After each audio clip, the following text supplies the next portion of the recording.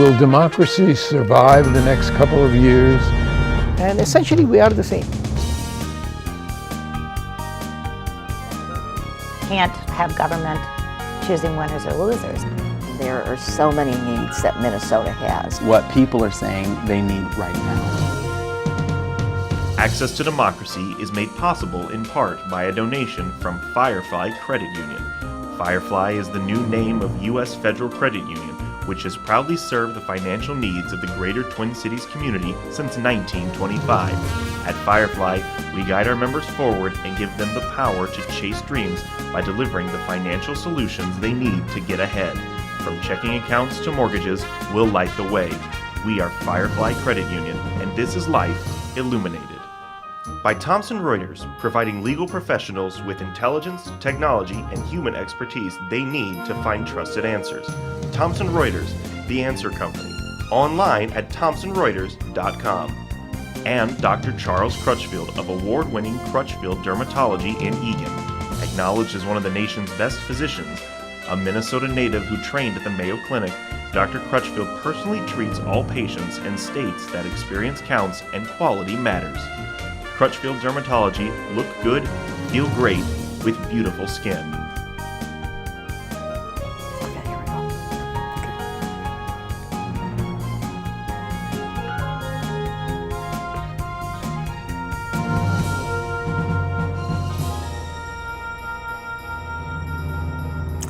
Hello, welcome back to Access to Democracy. I'm Holly Jenkins, your guest host, and pleased to welcome a first-time guest here. Bob Mokos is with Moms Demand Action in Every Town for Gun Safety, and we are going to talk a little bit about debunking some of the myths around gun safety legislation, and also talk about an advocacy day coming up. So welcome, Bob. Thank you for being here. Well, thank you for having me. It's a critical issue. It's very important, and it's on everyone's minds because gun safety can affect everybody, our families, our workplaces, our churches, everything. So why don't you start off? You had wanted to talk about an advocacy day coming up for Moms Demand Action, and if you just want to share a little bit about that. Right.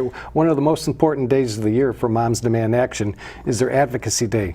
And it's the day where we all meet in the rotunda of the state capitol, and there will be a rally going on, and then we take we split everybody up into their basic districts, and we go visit our legislators. Okay. We'll visit both of the representatives for the district as well as the state senator.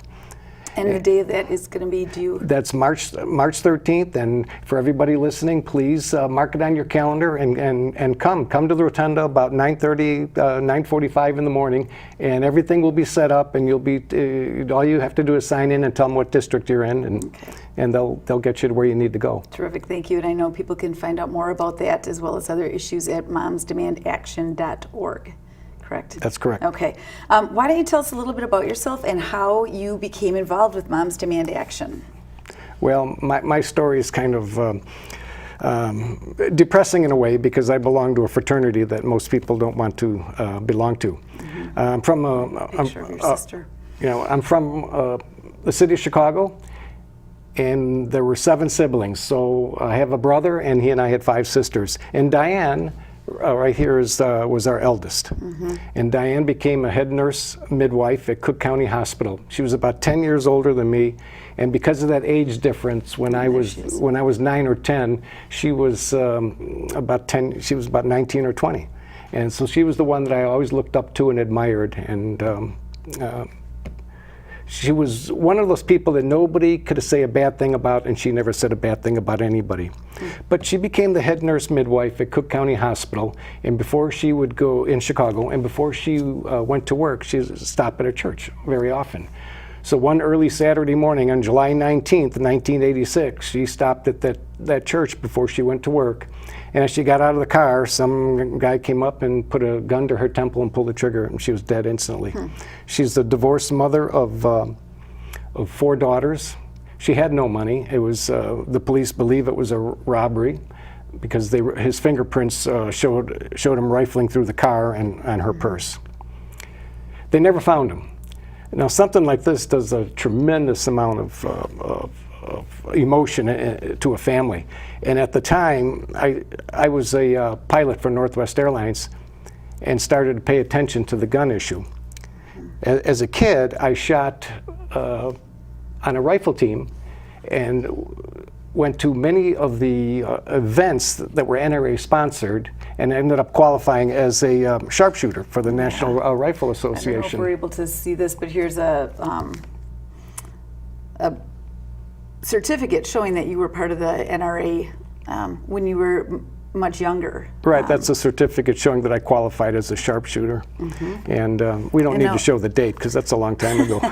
Now, how do you view the NRA then versus now? Is it is there Well, back then two the different- NRA was a gun safety and sportsman organization. I was what the NRA was all about. And we can come back to that in a little bit. But as I said, I was a pilot for Northwest Airlines, and I started to pay attention to things. And come 2001, we had these airplanes fly into the World Trade Center. And the pilot fraternity being very close, it's hard not to know somebody or know somebody that knows somebody that was on the flight. As a result of that, the Airline Pilots Association and the country developed this program where pilots can get qualified and carry guns in the cockpit, and that's what I did. I became a federal flight deck officer and was able to, if I wanted to, carry a gun in the cockpit. We're going through all the procedure. I went through a very, very extensive background check, extensive training, and a very lengthy interview by a psychiatrist in order to even get accepted into the program. The next thing that happened after 2001 was my retirement. I retired in 2010, but 2 years after that, Sandy Hook happened. And I think that everybody can really appreciate how difficult that was for everybody. It was. I think most people will never forget. It's one of those moments that you won't forget where you were when you heard about that horrific shooting. It was terrible. I mean, who didn't bawl? Yeah.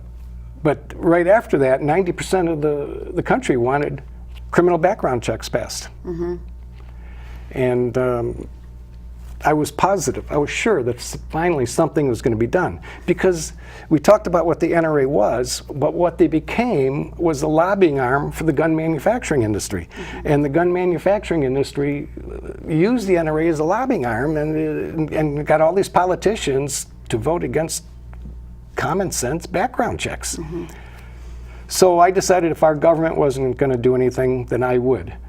I searched around for organizations and came across Every Town for Gun Safety, which was newly formed. And they were looking for fellows to join in and get qualified. This was an organization that established themselves as a result of Sandy Hook or following Sandy Hook. Is that correct? That's correct. There were elements that were, in place at the time. But what happened is that Moms Demand Action also formed out of it. Shannon Watts decided that there had to be something on the internet similar to MAD, Mothers Against Drunk Driving. So she started looking and found out that there was nothing. So she formed an organization that became Moms Demand Action. Moms Demand Action got absorbed into Every Town for Gun Safety. So Every Town for Gun Safety is like the mothership. Underneath it is Moms Demand Action, Mayors Against Illegal Guns, and the Every Town Survivor Network. The Every Town Survivor Network, if you join it, is people like myself. Either I was shot or I had a loved one shot.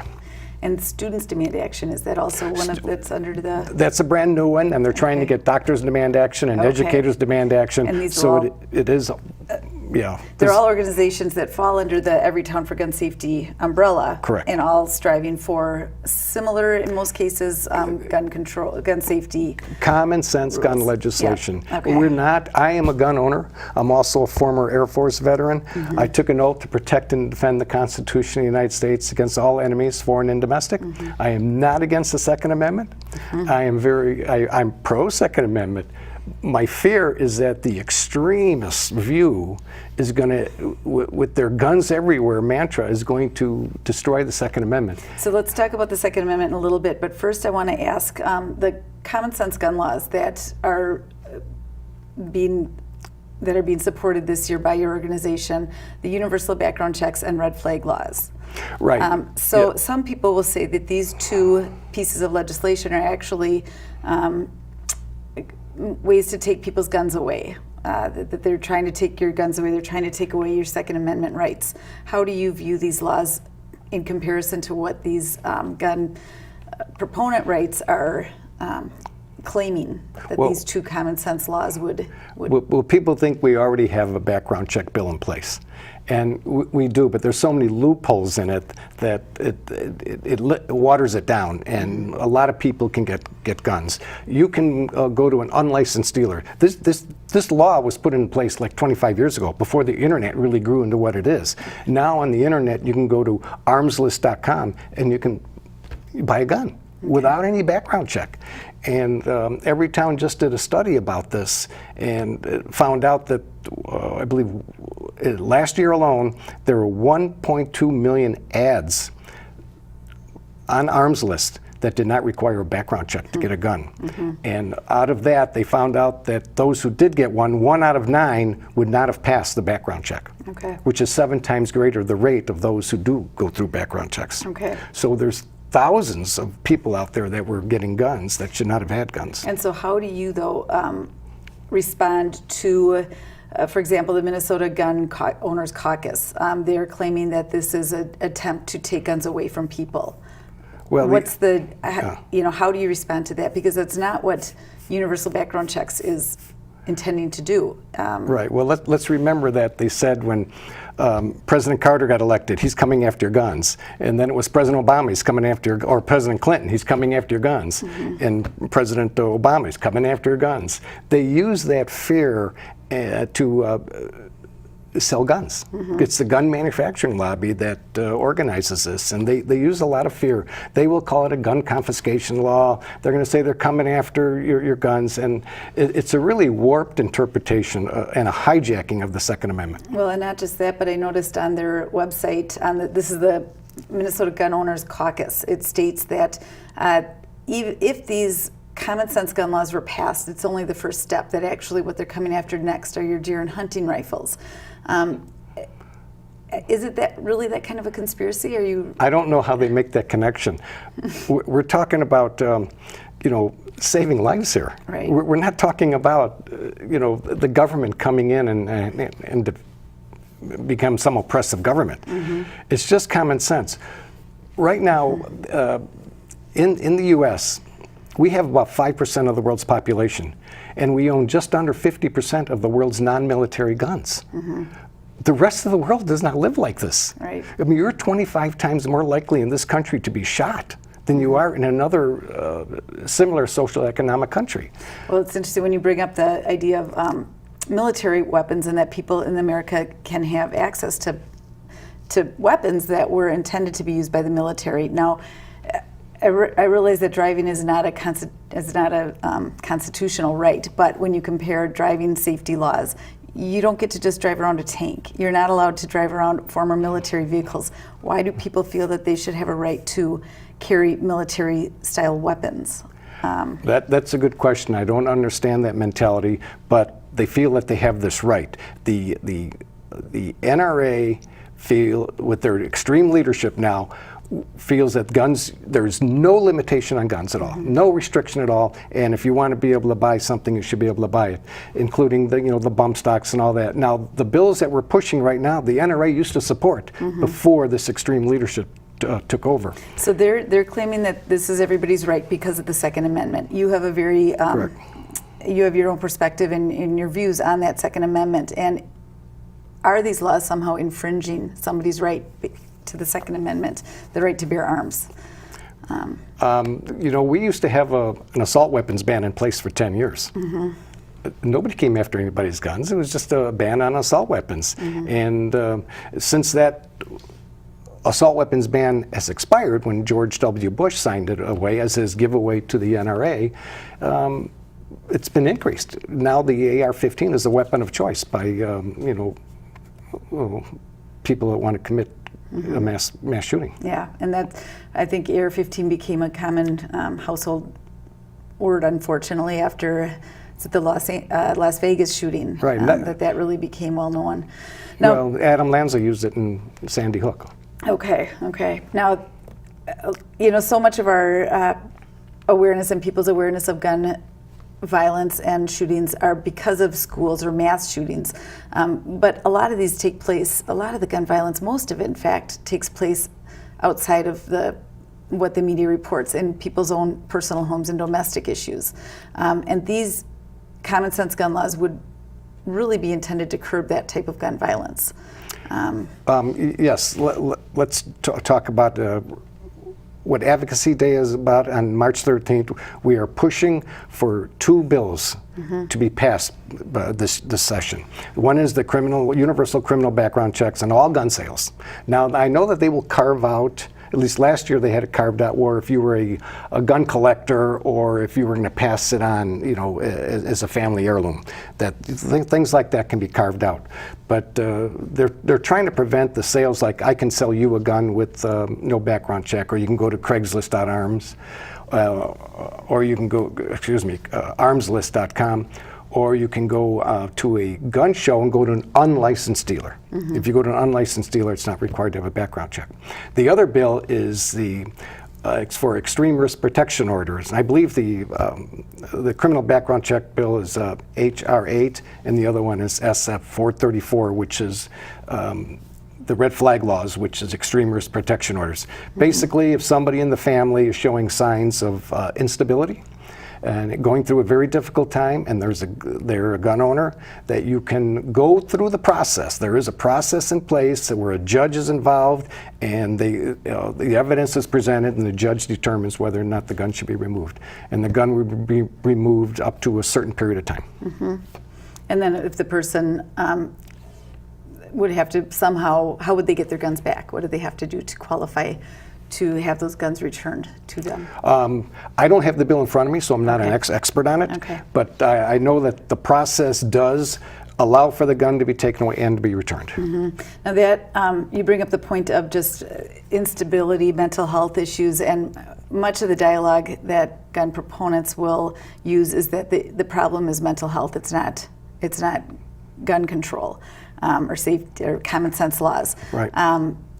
Is it one? Is it the other? It's both. They will really stick to the mental health issues. How do you feel about that argument? Well, two things. Number one, every single country in the world deals with mental health. They deal with violent video games. They deal with violent movies. They all have these same problems that we have here. What they don't have are the guns. Okay, and the other issue is that people who really are mentally disabled are probably more likely to be a victim of gun violence than to be a perpetrator. Okay, and you bring up the video games, and those are some of the other excuses that gun proponents or gun right proponents are using. They've also claimed that it's due to the fatherless homes that our society right now has kids growing up without fathers in the home. Is there any validity to that as being a cause in increasing the gun violence? Well, again, you can compare it with other countries. They go through the same problems. Yeah. However, let's understand that there is no holy grail fix to the gun problem, but we need to start working someplace. When I'm told that, criminals are going to get a gun anywhere, so what difference does it make? Well, speeders are going to speed regardless too, but we have speed limits. And you can make it harder. The idea is to make it harder. You put out enforcement. Well, yeah, you start putting up these roadblocks just to make it so it's a little bit safer for everybody. So the common sense laws, the 2 bills that you're referring to, will those make our schools safer? Well, the hope is yes. Yeah. I mean, we're right now. The NRA thinks that the more guns out there, the safer the country will be. Well, if that's the case, the United States would be the safest country on the planet, and it's not. We're not. No other country in the world lives like this. Yeah. Well, and if you look at the Parkland shooting that took place just a little over a year ago, they had an armed security guard there, and that didn't deter the incident. Right, and we had a couple police shot in Aurora, Illinois just the other day. But you mentioned Parkland. The Parklands, the Las Vegases, the Orlandos, the Sandy Hooks, the Columbines, they tear it at the nation's heart. Doesn't it? Remember how you felt, especially Sandy Hook? Now, take that tenfold, maybe even 100-fold, and that's what the families go through. The families go through, what they go through is terrible.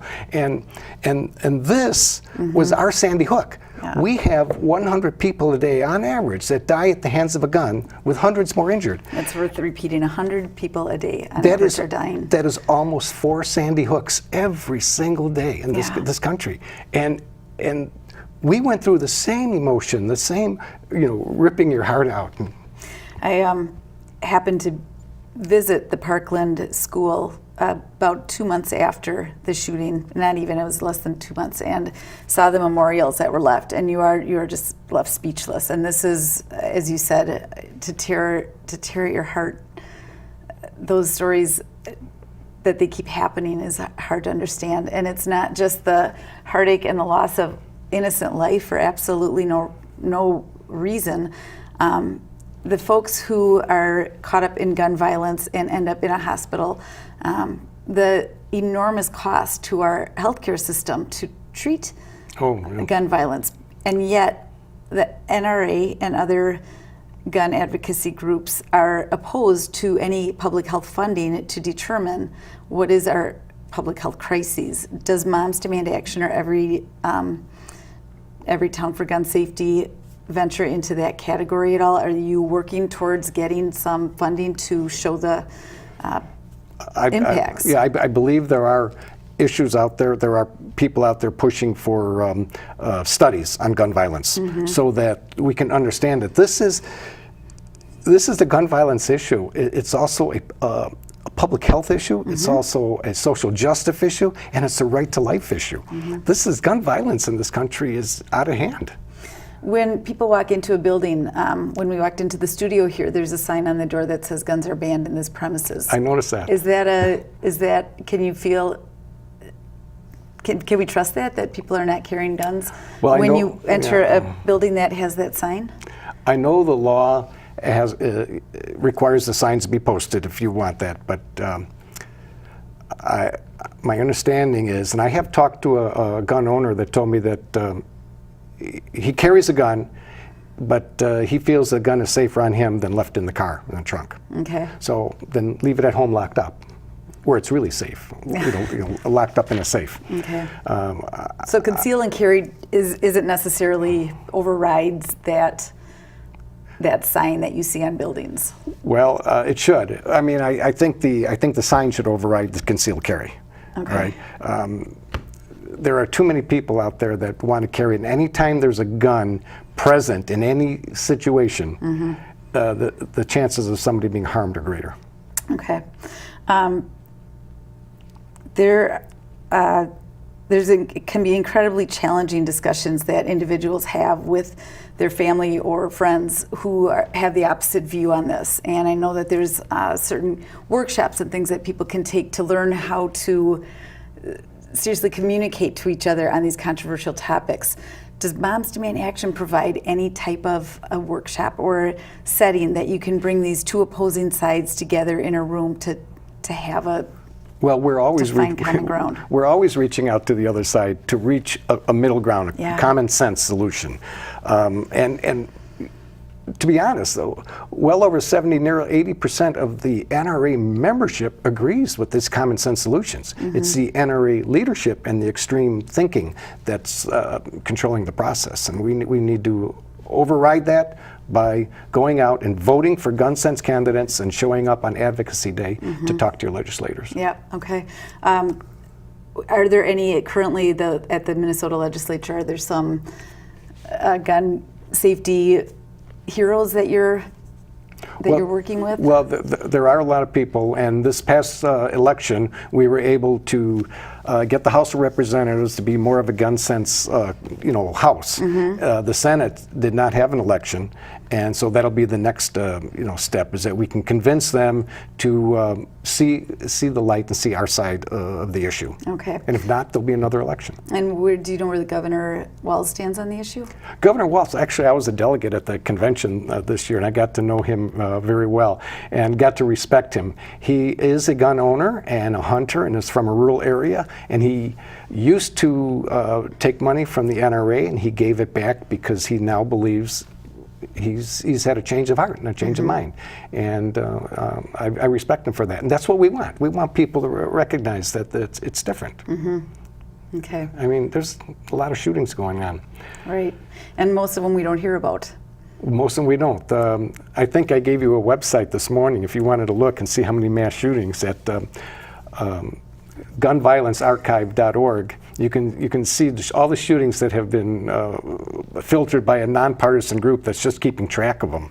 And I think we're up to 43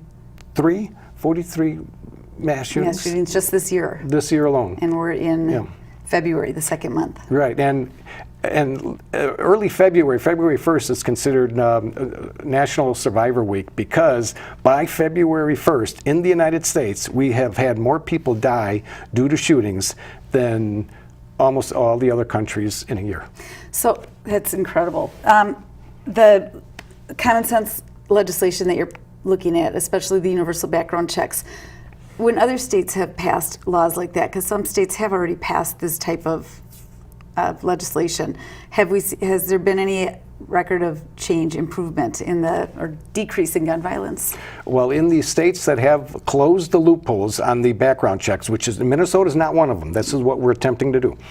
In the states that have closed those loopholes, they've seen a reduction of about 48 to 52% on gun violence based on the demographic. Okay. So we know that they work. Yeah. We just need to, Chicago's got very strict rules, but the guns are coming in from Indiana and Iowa and Wisconsin. So if we could get that universal background check across the entire country, that would help. We'd be in better shape. Well, it's in the House of Representatives. It's in the House now. Let's at least get that done in Minnesota. We'll encourage people to attend the Advocacy Day on March 13th. Let your legislators know how you feel about this, and anything else that you want to add. No, March 13th. Show if you really truly believe in that something needs to be done. Call your legislature and contact your local Moms Demand Action chapter and come join us on March 13th at about 9:45 in the morning. Terrific. Thank you so much for being here. Okay, well, thank you. We'll see you next time on Access to Democracy. Thank you.